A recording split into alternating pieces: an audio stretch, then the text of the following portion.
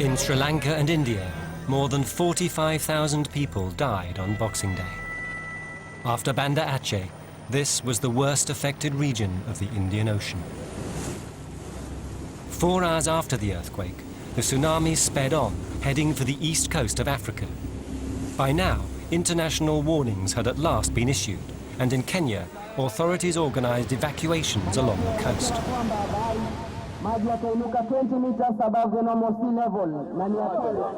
As a result, there was just a single fatality.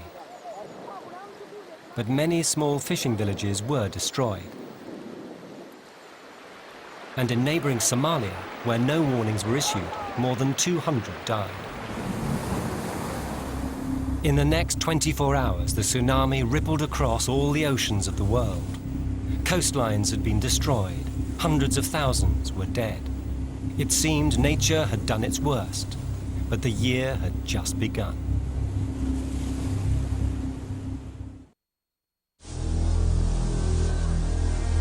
The Boxing Day tsunami was the worst natural disaster for 500 years. Scientists rushed to find out what had happened and why the wave had been so destructive. Phil Cummins of Geoscience Australia has been studying tsunamis in the Indian Ocean for more than a decade.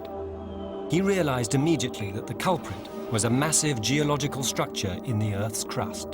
The Indo-Australian plate is what's called subducting beneath Indonesia. It's sliding beneath the plate that Indonesia is situated on. That interface has what's called stick-slip frictional properties, and that means it drags the upper plate down with it.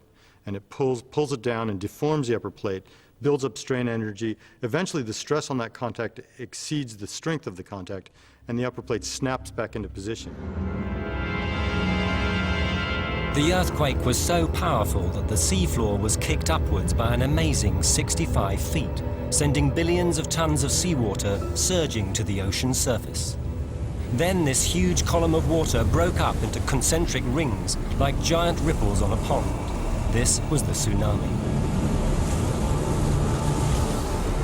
Bill Maguire of University College London is a world-class expert on natural hazards. He studied one of the most lethal aspects of the tsunami, the way it produced multiple waves.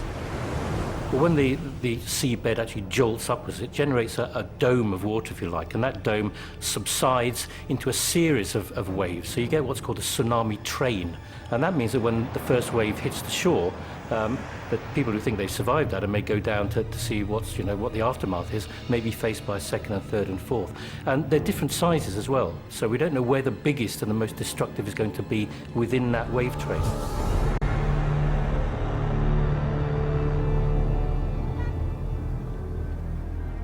On Boxing Day, wave after wave had pounded Banda Aceh.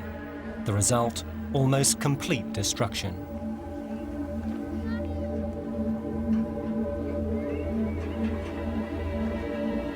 Streets and markets had been busy when the waves hit, and tens of thousands of people died in 20 minutes.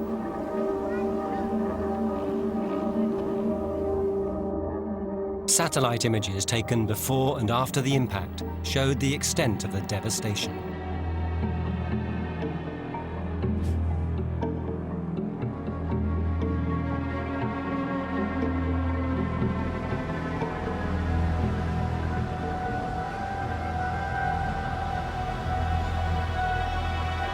Jeff Mackley is a cameraman who specializes in recording natural disasters. He's filmed the very worst nature can do. But he'd seen nothing to compare with the ruins of Banda Aceh. This is chaos on an industrial scale. Just unbelievable. You know, all these buildings here and debris up the side of the hill for like 60 meters or about, it's probably 100 feet up the hillside. It's just, it's beyond belief, really.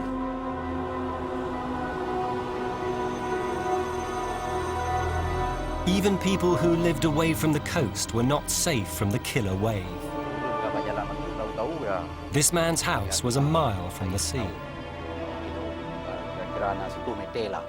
After earthquake, people see in the sea have water, wave. And how big? How high? Yang ketiga ya lebih tinggi. Yang kedua sama. Higher than coconut tree. That's incredible. What was he thinking when he saw this wave? Waktu kalau denan kiban semiki. Panena demi pikilom kan lari. They didn't thinking anything. They ran.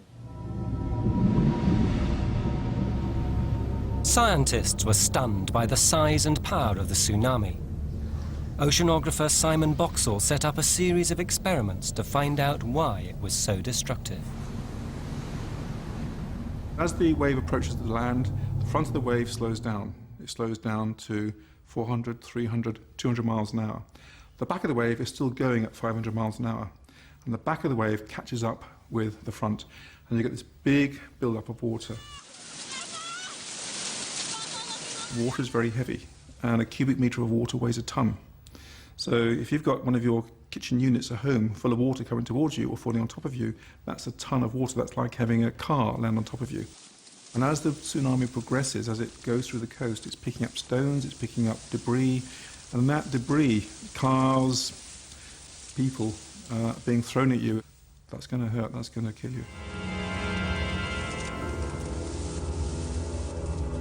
Jeff Mackley recorded evidence of the tsunami's terrible power all along the Sumatran coast.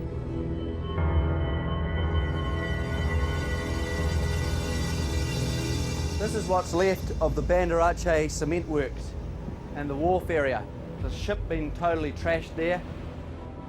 Here we've got these huge big sections of breakwater, and they've just been sheared off and thrown over here like rag dolls. And these pieces here must weigh hundreds of tons, and it just defies belief, really.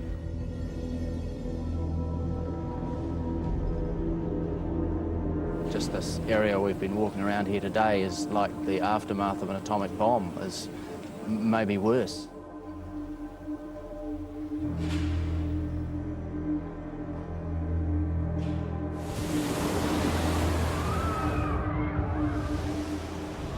The Boxing Day tsunami was one of the worst catastrophes in history.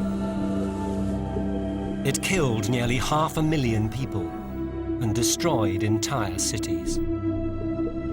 It led to mass starvation and epidemics. The tsunami's destructive power was magnified because it took everyone by surprise, including scientists. In retrospect, the scientific community should have been aware these massive earthquakes do occur off Sumatra, and probably a little more emphasis should have been focused on the Indian Ocean, where it's documented that massive earthquakes occur. The tsunami was a stark demonstration of the precariousness of our coexistence with nature.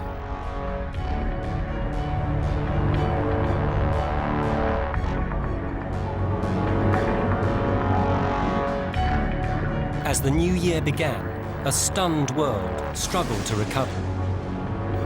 The Earth had struck with stunning ferocity. Now it would be watched very closely. On the other side of the world, the coast that first felt the full force of the Boxing Day tsunami. This is Banda Aceh.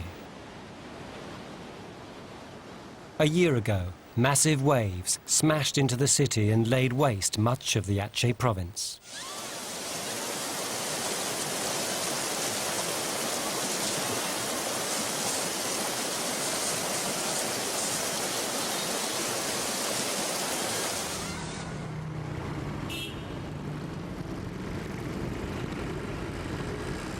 Jeff Mackley reported from here in the aftermath of the tsunami. He returned in December to find out what's happened in a year. This is the main street of Banda Aceh, and as you can see, it's your typical Indonesian street scene. But it was very different this time a year ago, when these streets were choked with debris, mud and dead bodies. So there's been a lot of cleaning up done in the last 11 months.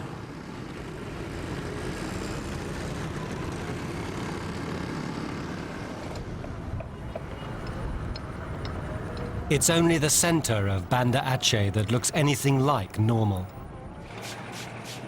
The tsunami destroyed a third of the city, and a year later, rebuilding seems to have had little impact.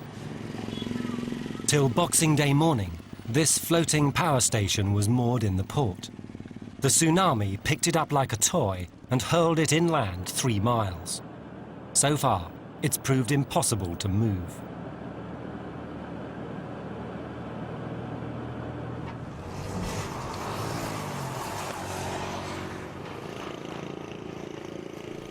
For survivors like Zulfadli Anwar, the ruins of his home contain bitter reminders of the tragedy that overwhelmed his family. My sister and my brother and her couple children missing, gone with the tsunami, and nobody found their corpses. So around 40 people, member of my family, were gone also. So everybody in your neighborhood are also dead? Around 80% is dead.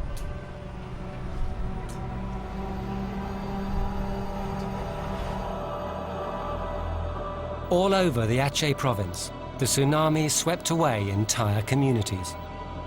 In many places, there's simply no one left who can start rebuilding what was lost. Back out in the areas close to the sea that were worst hit, it still looks like a war zone. Most of the people that occupied these houses are dead, pretty much all of them. So a lot of these areas here are just like a ghost city. There's no one left.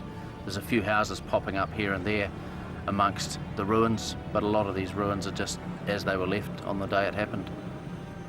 They're just sitting here. That's the reality of it. A year after the tsunami, nearly 500,000 people remain homeless. They're living with host families or in tents or government barracks. But even when they're rehoused, they'll still be living close to one of the most dangerous earthquake zones in the world. A tsunami could happen again at any time. I think there's always the tendency for people to say, right, we're going to build properly this time, we're going to make sure that we're prepared so that we're not going to get caught again. But that very quickly wears off within a few years. That's the big problem, really. People are keen on preparedness immediately after one of these big events, but then other priorities come to the fore and gradually they forget